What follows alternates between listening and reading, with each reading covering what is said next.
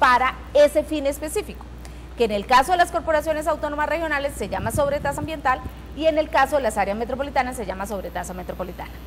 La ley dice que es el 2 por mil de los avalúos catastrales en área urbana, pero al mismo tiempo, cuando analizábamos la ley 99, se dice que el 50% de los recursos que se recauden en las áreas urbanas, cuando la autoridad ambiental sea un gran centro urbano, como es el caso de las áreas metropolitanas, se deben invertir en la gestión ambiental urbana. Luego entonces uno dice, el otro 50% quiere decir que se invierte en la gestión rural, ¿cierto? Correcto, claro, pero digamos es un análisis que hacemos nosotros de la ley, no es que la ley diga 50 y 50, no, la ley dice, recaude usted el 2 por mil y el 50% inviértalo en área urbana.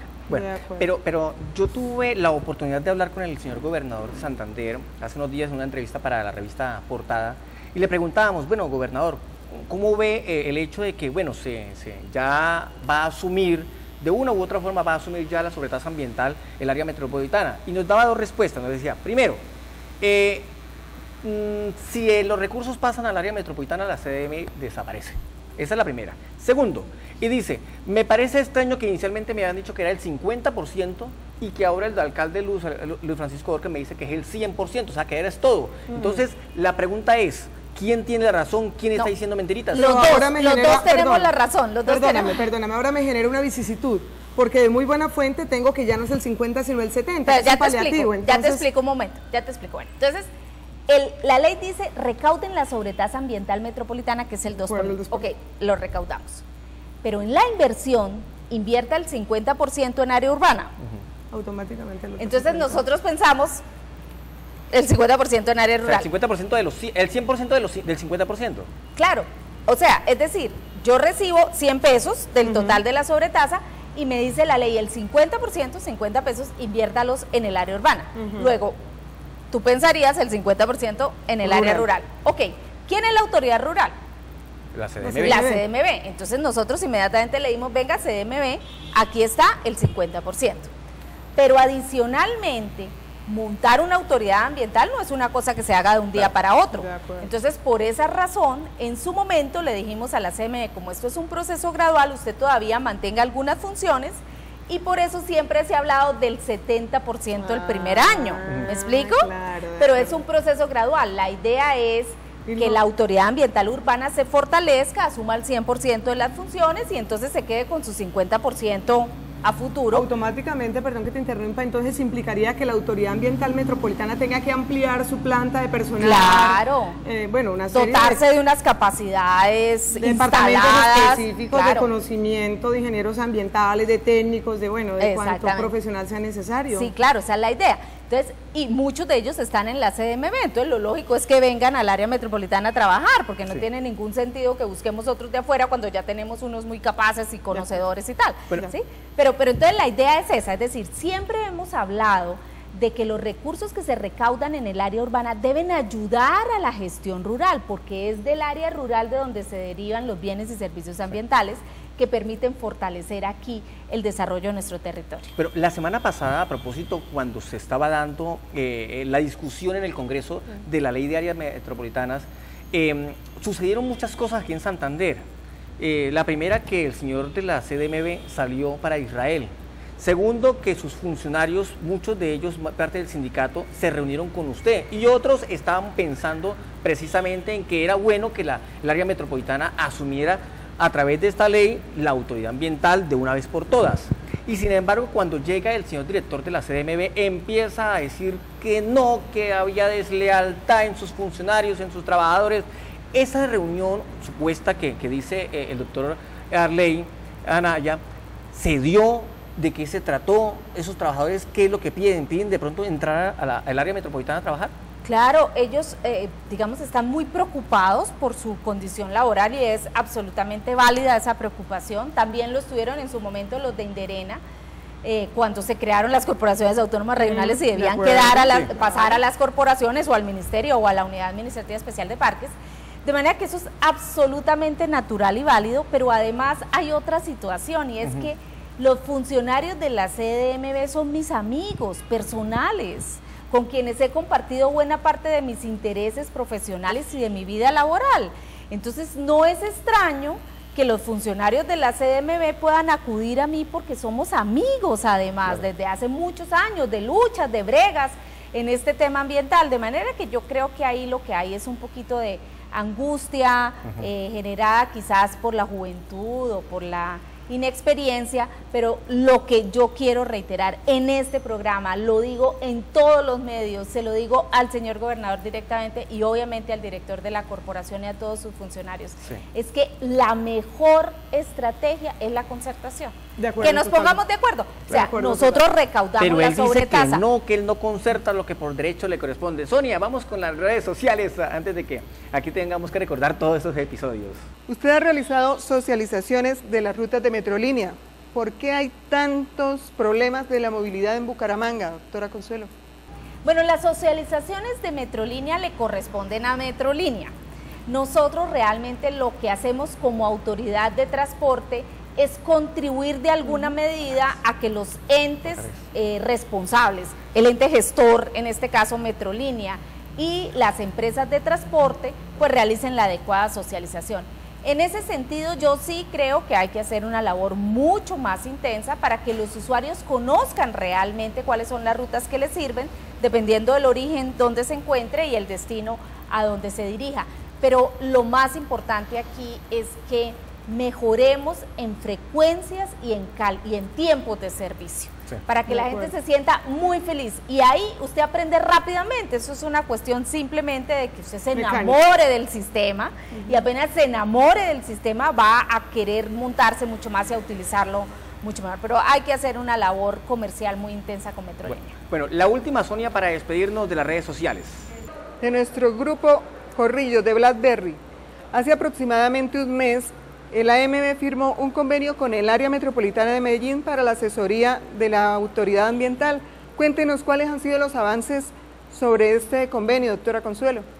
Mira, el Área Metropolitana del Valle de Aburrá es modelo en gestión ambiental. Desde hace varios años viene cumpliendo con esa tarea. Además, me muero de la envidia de ver al director de Corantioquia luchando en favor de la ley de áreas metropolitanas, insistiendo en la importancia de que las áreas metropolitanas se fortalezcan para que hagan una adecuada gestión urbana y que ellos, las corporaciones autónomas regionales, se dediquen más al tema del área rural, de la naturaleza, de los ecosistemas estratégicos, de la reforestación, de la agroforestería, de la gestión de las cuencas, en fin, de especializar las instituciones en una y otra cosa. Eso es lo que hemos hecho en el convenio con el área metropolitana, particularmente tomar aquellos temas en donde ellos han adquirido una especial capacidad, una especial fortaleza, ordenamiento territorial definitivamente y gestión integrada del territorio, para que lo podamos transferir a los funcionarios del área metropolitana de Bucaramanga.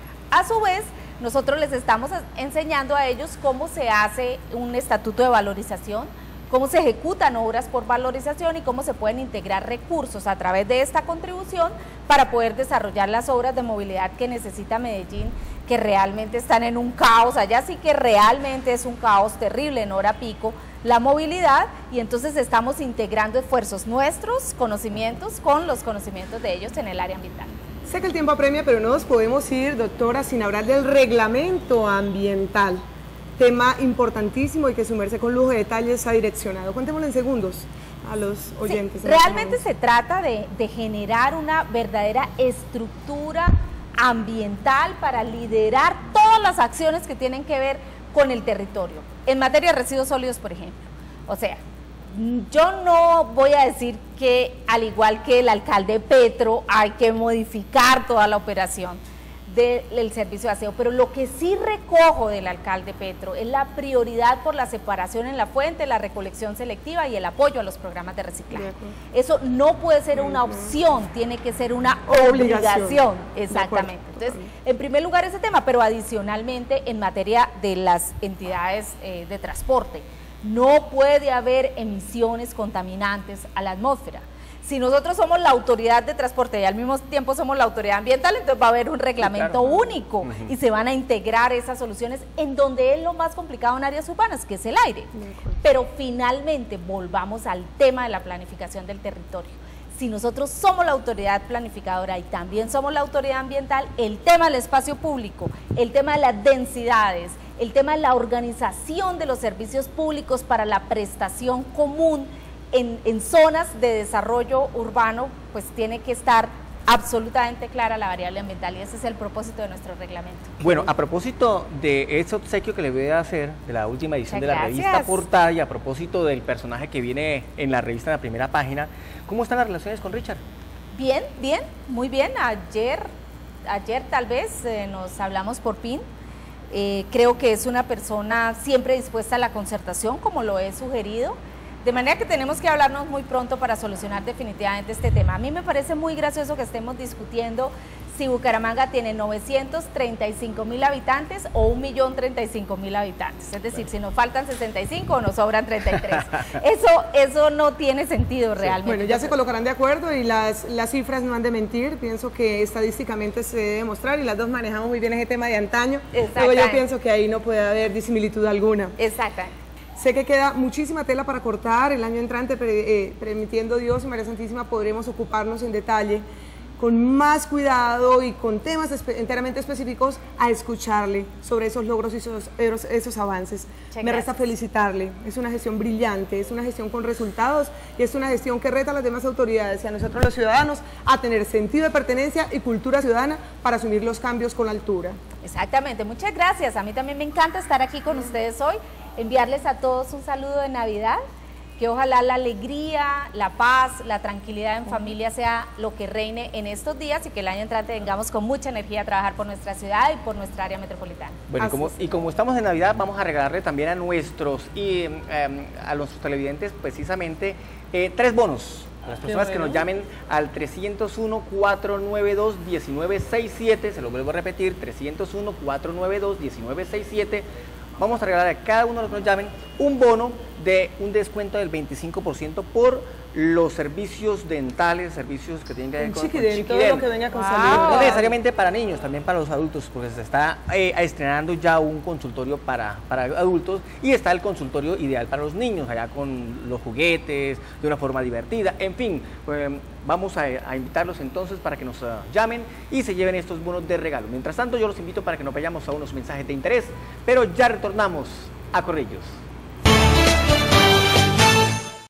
Bueno, a esta hora de la noche en Corrillos tenemos contacto vía Skype con el doctor Edgar Pinzón Lasprilla, él es el gerente del Hospital de San Juan de Girón, con quien vamos a hablar a propósito de una serie de actividades que vienen cumpliendo y que son dignas de admirar en este centro hospitalario.